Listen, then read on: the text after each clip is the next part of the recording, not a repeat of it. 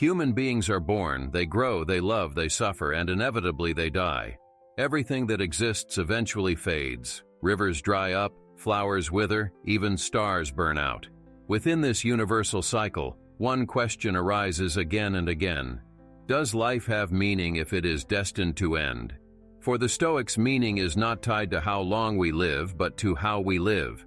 Seneca reminds us in On the Shortness of Life. It is not that we have a short time to live, but that we waste much of it. These words warn us that what makes life feel brief is not its natural span, but our tendency to squander it. True value is not found in clinging to the future or regretting the past, but in living rightly in the present moment. Epictetus reinforces this by saying, "Men are disturbed not by things, but by the views which they take of things." The Stoic insight is that suffering comes not from events themselves, but from our judgments of them. Death, then, is not to be feared as an evil, but understood as a natural process. We cannot control death, but we can control our response to it. Life, in this vision, becomes a series of opportunities to practice virtue, courage, justice, moderation, wisdom. Each action and each thought has weight, even if tomorrow does not come. The meaning of life is found not in its endlessness, but in the quality of each moment lived well. The existentialists, particularly Albert Camus, approach the question differently but arrive at a similar tension. In the myth of Sisyphus, Camus writes, "The absurd is born of this confrontation between the human need and the unreasonable silence of the world." For Camus, the universe offers no inherent meaning, and this silence confronts our yearning for purpose. Yet he does not counsel despair. Instead, he sees liberation in acknowledging the absurd. By accepting that life has no preordained meaning, we are free to create our own through our choices, our actions, and our defiance of emptiness. Thus, both Stoicism and existentialism converge on the idea of freedom. The Stoic chooses to live in accordance with reason and nature. The existentialist chooses to live in defiance of absurdity. In both, meaning is not granted from outside. It is forged by the human being in the here and now.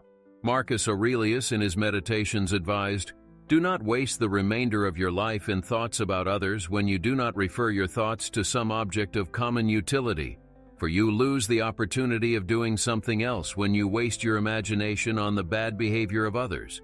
In other words, focus on what is within your control, act with virtue, and live the present moment fully. From this perspective, the finiteness of life does not destroy its meaning, it enhances it. Awareness of the end sharpens our appreciation for the present, just as the fleeting bloom of a flower makes it more precious. If life must end, then suffering becomes an inseparable companion of existence. Illness, loss, and aging remind us daily of our mortality. Yet Stoicism teaches that suffering is not a punishment, but a chance to train the soul, to sharpen the mind, and to practice resilience. Epictetus explains, "It is not things themselves that disturb us, but our opinions about them." Here, suffering is revealed not as an external evil, but as the interpretation we attach to events. Pain and hardship will visit every life, but whether they crush or elevate us depends on the stance of our mind. For the Stoic, happiness is not the absence of pain, but the cultivation of an unshakable inner state. Thus, the meaning of life, despite its finitude, is discovered in our readiness to face what comes without bitterness. Death cannot be avoided, but living nobly remains in our power. Marcus Aurelius reminds us, "Do not act as if you were going to live 10,000 years. Death hangs over you. While you live, while it is in your power, be good." Freedom for the Stoics lies within, not in mastering the world, but in mastering oneself. Existentialist thinkers, though starting from different premises, arrive at a similar recognition of freedom. Jean-Paul Sartre declared, "Man is condemned to be free, because once thrown into the world, he is responsible for everything he does." This freedom is no gift, but a burden. A finite life and a silent universe mean that we cannot look to fate or gods to give us purpose. Every decision falls upon us, and in those decisions we carve the essence of our existence. Camus dramatizes this tension with the myth of Sisyphus condemned to roll his boulder endlessly uphill. To most, this fate appears cruel and meaningless. Yet Camus concludes, "One must imagine Sisyphus happy." Happiness, then, is not in escaping absurdity, but in embracing it. Sisyphus finds dignity not in the outcome but in the act of defiance, in pushing the stone with awareness and courage. So too with us. Life's struggles are not void of value if we meet them with consciousness and choice. The Stoic chooses virtue in the face of suffering. The existentialist chooses freedom in the face of absurdity. In both, the decision itself is the creation of meaning. Suffering, loss, and the looming presence of death need not paralyze us. They can instead be the soil in which courage, wisdom, and compassion grow. The awareness that all will end makes each decision more significant, each action more weighty. The Stoics remind us to accept what we cannot change. The existentialists remind us to choose boldly what we can. In this way, suffering is transformed from an enemy into a teacher. Death becomes not a thief of meaning, but the horizon against which meaning shines brighter. Freedom is not freedom from pain or mortality, but freedom to live with clarity, responsibility, and integrity. If life is finite, can joy still be real? Can love carry meaning if those we love will someday vanish? At first glance, finitude seems to undermine every source of happiness. Yet the Stoics and the existentialists alike insist it is precisely mortality that gives intensity to our joy, urgency to our love, and value to our creations. Seneca writes in his letters to Lucilius, "Begin at once to live, and count each separate day as a separate life." Here the invitation is clear. We must not wait for a future that may never come. Happiness is not postponed. Each day, however ordinary, can be lived as a complete whole, and in doing so, we extract the fullness of life even within its limits. For the Stoics, happiness is not dependent on external goods, possessions, or the promise of eternity. It is anchored in inner virtue. True joy comes from the exercise of wisdom, justice, courage, and moderation. External events may crumble, but the character of the soul remains ours to shape. Love, too, is deepened by awareness of impermanence. When Marcus Aurelius reflected on human relationships, he urged us to cherish others fully, without clinging to them as eternal possessions. When you kiss your child, say to yourself, "Tomorrow he may die." Far from being cold or detached, this reminder is a call to cherish, to love fiercely in the present, for each embrace might be the last. The fragility of love gives it urgency, tenderness, and truth. Existentialist thought echoes this. Albert Camus, though often labeled a philosopher of the absurd, was equally a philosopher of joy. He describes the experience of embracing the world as it is without illusions as a kind of rebellion. To live without eternal guarantees is to live with freedom.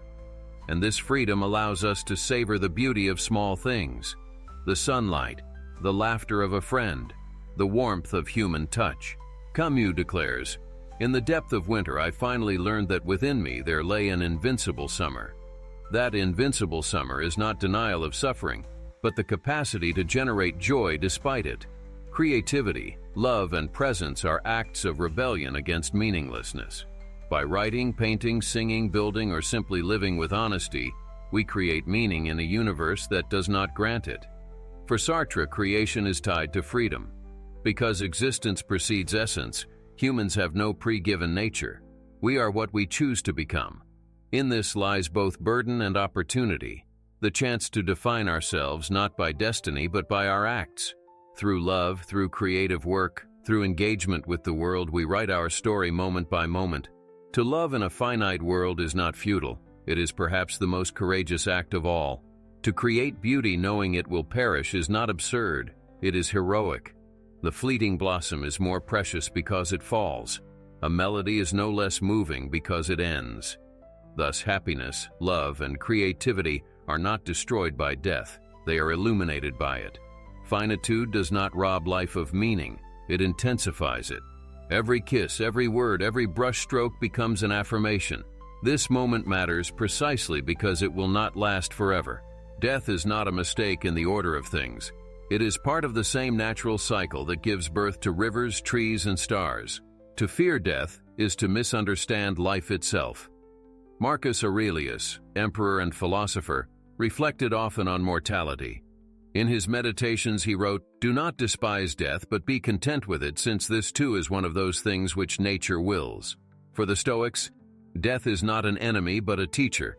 It reminds us of what is truly ours. Not wealth, not fame, not even the body itself, but only our reasoned choice, our capacity for virtue. Death strips away illusions and leaves us with what is essential. Seneca, in his essay on the shortness of life, urged us to see death as a call to live. Let us prepare our minds as if we'd come to the very end of life. Let us postpone nothing. Let us balance life's books each day. If tomorrow is not promised, today must be lived with attention, dignity, and gratitude. Acceptance of death is not resignation but freedom. Freedom from fear, from clinging, from waste. The existentialists echo this theme. For Camus, death underscores the absurd condition. We long for permanence, but the universe offers none. Yet rather than despair, Camus invites us to revolt, to live as though each day carries its own justification, without appeal to eternity. Sartre too emphasizes mortality as the ground of freedom. Because life ends, there is urgency in choice. Each decision once made shapes the meaning of our existence. We cannot delay forever. Freedom is not limitless. It is pressed against the boundary of time. From this perspective, death is not the destruction of meaning but the horizon that gives meaning shape. Just as the frame defines the painting, death defines the space in which life unfolds. The Stoic looks at the falling leaf and does not mourn its end but honors its place in the cycle.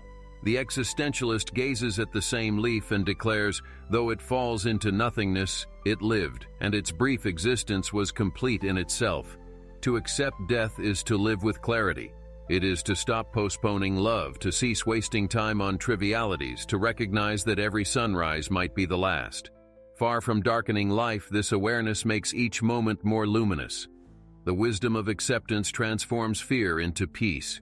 To live in harmony with nature is to see ourselves as part of the vast whole, a wave in the ocean, a spark in the fire, a breath in the wind.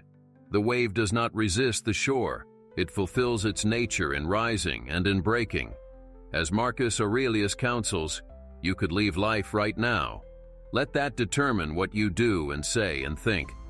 This is not a call to despair, but to intensity. To live now, while it is ours. To die is not to lose life, but to return it to nature as a loan repaid in full. So does life have meaning if it must end? The Stoics, the existentialists, and modern seekers of wisdom all converge on one insight. Finitude does not destroy meaning. It creates the conditions for it. If we lived forever, perhaps nothing would matter. Each joy could be postponed, each decision delayed, each love taken for granted. But because time is short, everything becomes precious. Mortality presses upon us the urgency of choosing well, living fully, and loving deeply. The Stoics counsel us to live according to virtue, to find meaning in what lies within our control, and to accept what lies beyond it. Marcus Aurelius, Seneca, and Epictetus all remind us that we own only the present, that tomorrow is not promised, and so today must be lived with courage and clarity. The existentialists, by contrast, confront the silence of the universe and declare that meaning is not given but made.